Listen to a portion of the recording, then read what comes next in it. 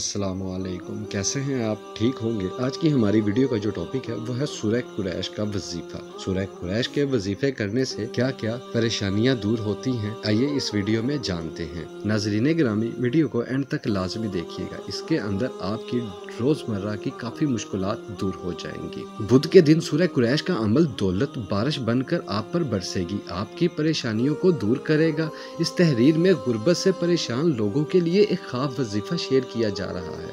بدھ کے دن ظہر کی نماز سے لے کر عصر کی نماز تک جو درمیانی وقت ہے، اس وقت کے اندر آپ جو بھی دعا کریں گے تو وہ آپ کی دعا قبول ہوگی۔ ہر بدھ کو اپنا یہ معمول بنا لیجئے، ظہر کی نماز سے لے کر عصر کی نماز تک درمیانی حصے کے اندر جو بھی آپ کی دعا ہو آپ دعا کریں، انشاءاللہ آپ کی دعا قبول ہوگی۔ یہ بہت ہی بابرکت وقت ہوتا ہے۔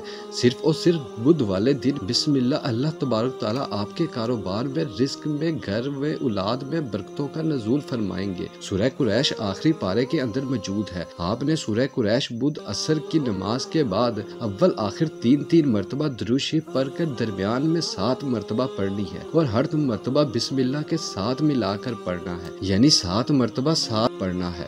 انشاءاللہ اس عمل کی برکت کی وجہ سے آپ کے رزق میں بہت اضافہ ہوگا، تمام قسم کی مصیبتیں پریشانیوں سے چھٹکارا ہوگا، اور اللہ کی ذات آپ کی تمام نیک جائز مرادیں خواہشات پوری فرمائے گا۔